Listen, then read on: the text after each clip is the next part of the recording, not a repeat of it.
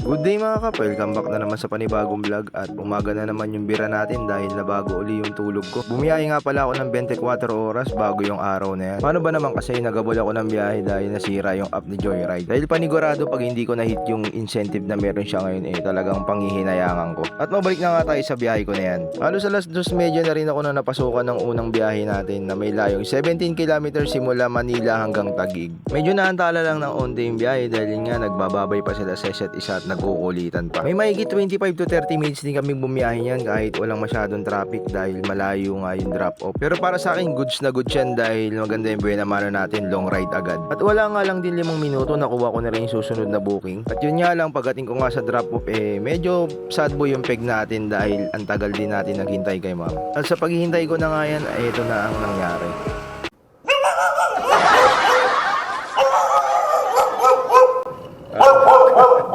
Mamatay ako sa sa gula. Hindi nagre-reply yung customer natin. At mahirap pa rito, walang mga pangalan yung street. So nagbabase lang ako sa mapa, hindi rin ma-detect ng mapa kung nasan yung sinasabi niyang eksaktong location niya. At di rin nga nagtagal nakita ko na nga rin yung forever ko. Hindi, joke lang yung asawa, yung pasahero ko pala.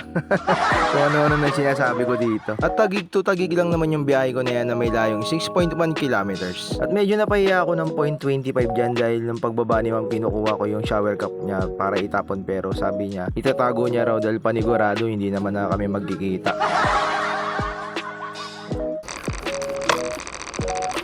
Yes sir.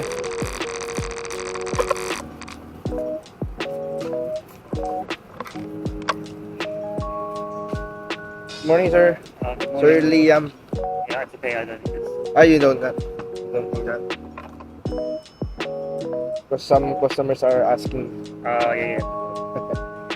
what nationality are you, sir? British.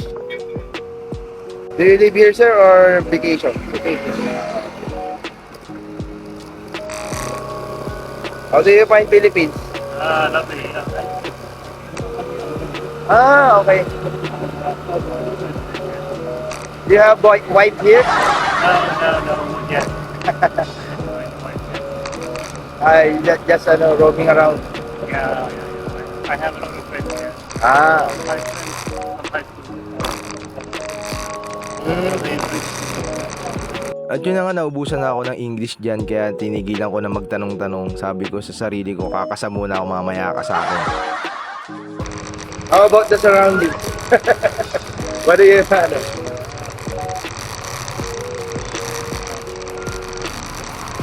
Very different than your country.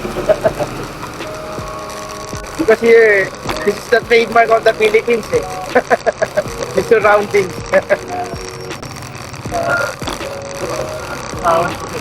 Yeah.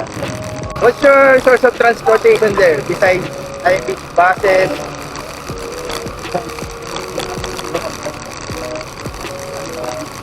Okay.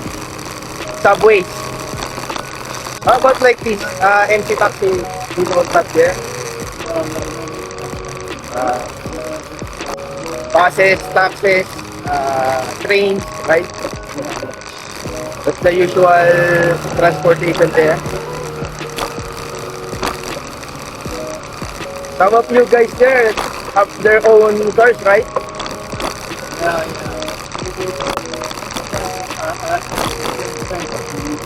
Oh, really?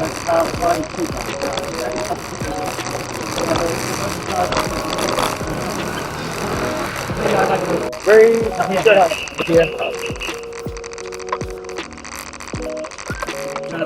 Salamat eh. I really enjoy talking with you. Oh yeah. You too.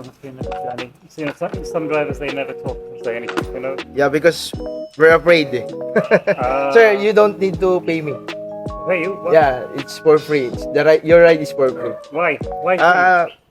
It's it's simple saying of thank you for staying here. Oh, are you sure? Yeah, it's a small gesture of hospitality here. Oh, that's so kind of you. Yeah. You don't need to pay me. I enjoy talking with you. It's a pleasure talking with you. Oh, okay. Thank you so much. Thank you, sir. Thank you.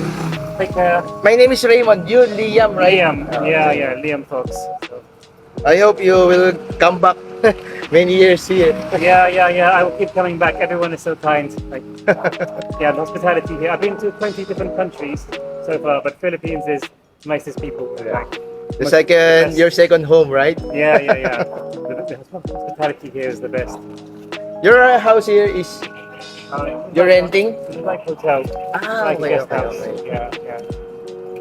So sir, I'm going back to BGC. Oh, okay. Thank you, sir. Take Thank you care. sir. Thank you sir.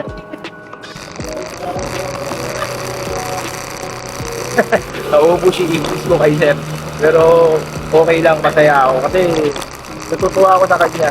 Kita mo yun, dayuhan, tumagal sa lugar natin. Nakakaparang. Wala. Sinubukan ko lang yung English skills ko. Ayun, dinag ko.